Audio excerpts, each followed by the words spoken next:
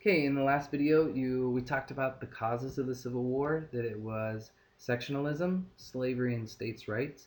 We talked about the fact that the South seceded because they believed it was a state's right to decide if they were going to be slave or free. And Lincoln was saying, sorry, the states in the Western territories, they will be free states. So he was saying that the national government was going to tell them that they were free and they had no option. This made South Carolina mad and they seceded. Let's look at Lincoln's inaugural address. Remember, an address is a speech, and inauguration or inaugural means Lincoln's first day as president. Okay, so as on his first day of being president, after he's elected, he gives a speech, just like every president gives a speech on their very first day of being president. This is what his speech said, the three main points. Number one, Lincoln said he promised again he would not abolish slavery in the states where it existed. But remember that the South Carolina and the other 9 states had already seceded and created their country called the Confederate States of America. Lincoln's second point in his speech was he promised to keep the Union, the United States, together no matter what, even if this means using the military. So Lincoln says, you states who seceded, I don't care that you left the United States. You're not going to stay the Confederate States of America for very long because I'm going to use the military to make you be a part of the United States. Number 3, he said that it was illegal and against the law to secede from the Union, that it didn't give the states have no right in the Constitution to be able to leave the United States. Now, Jefferson Davis is the Confederate States of America president, and he also makes a speech of his own. He stated it was a need to secede. It wasn't a choice, they needed to do it.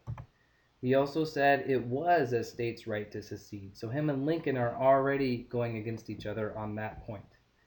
And number 3, he stated that the South was seceding like the colonies declared independence from England.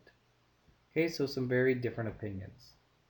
Let's look at more of their differences. The differences between the Union, the United States, and the Confederacy, the Confederate States of America. The Union. Here are the flags. In the Union, the president was Abraham Lincoln. In the Confederacy, the president was Jefferson Davis. In the Union, the general or the leader of the military was Ulysses S. Grant. In the Confederacy, it was Robert E. Lee. In the Union, they wore blue uniforms. In the Confederacy, they wore gray uniforms. One of the advantages that the Union had was it had railroads. It had lots of railroad tracks and canals, so its transportation was way better. One of the advantages that the Confederacy had was most of the fighting would be on their side, on their land. So they had home field advantage, and they knew where to hide, where to ambush, where to attack, where to retreat, all of those things. Another advantage the Union had was they had more people. The population was higher in the north because of cities and factories, because of urbanization. But an advantage that the Confederacy had was they had military schools, and their military in the Confederate States of America was better trained and more disciplined. Now, their plans were really different as well. The Union plan was they wanted to capture the Mississippi River because they knew if they captured the Mississippi River, they would have control of all the transportation and they would divide the Confederate States of America into 2 different parts. The Confederacy plan was asking Europe for help and hoping they could win. Now, let's get into some of the battles, because the Confederate States have seceded, they've become their own country, but Lincoln has said, I'm going to preserve the Union, keep the Union together no matter what. So let's see what the first battle was. The first battle was Fort Sumter. This was a fort of the Union. Lincoln had to decide, when the South seceded, he had to decide whether he was going to defend the forts of the United States of America in the South or if he was going to surrender them to the Confederacy. Lincoln decided to defend the forts. So, on April 1861, the first shots of the Civil War were fired. The Confederacy fires first, and they get the first victory. The Union surrender and give the fort to the Confederacy. But the official start of the Civil War has begun.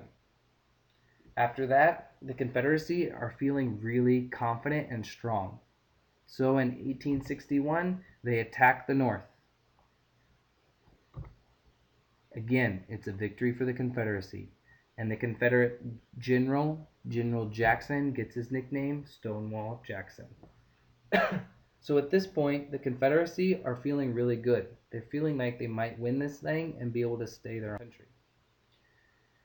We get to the Battle of Antietam. The Battle of Antietam was the single most bloodiest day of all of the Civil War. It happened in 1862. So it was the bloodiest one-day battle. It was the first battle in the United States, in the northern part in the Union.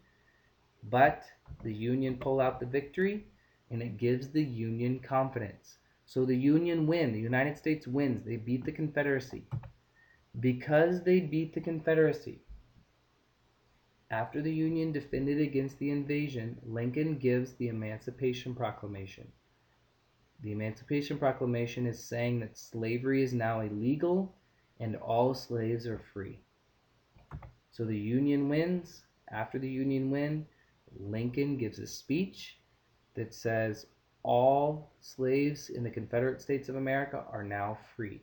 One way you can think of this is Battle of Antietam, Battle of anti-slavery.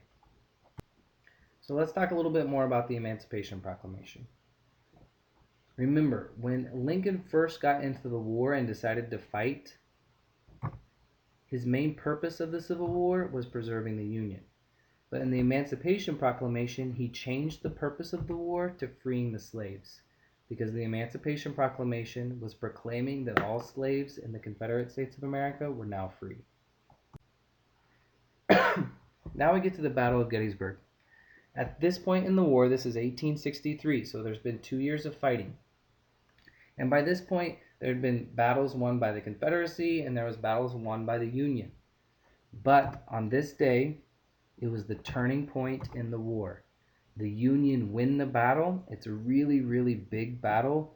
The Union win and they feel really confident. And after the Battle of Gettysburg, they start winning and winning and winning until they finally win the war.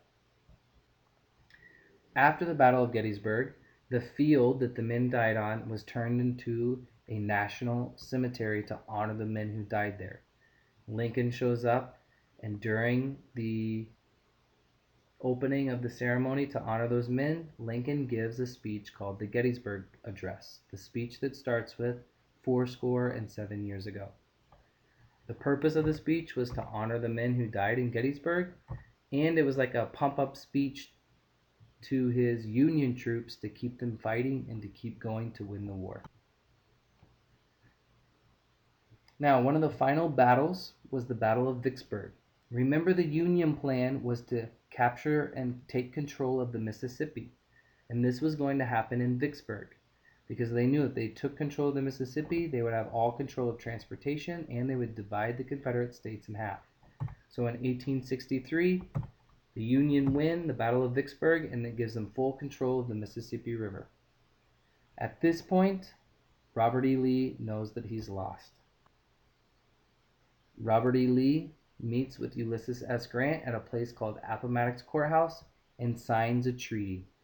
This treaty ends the war. This is the official end of the Civil War.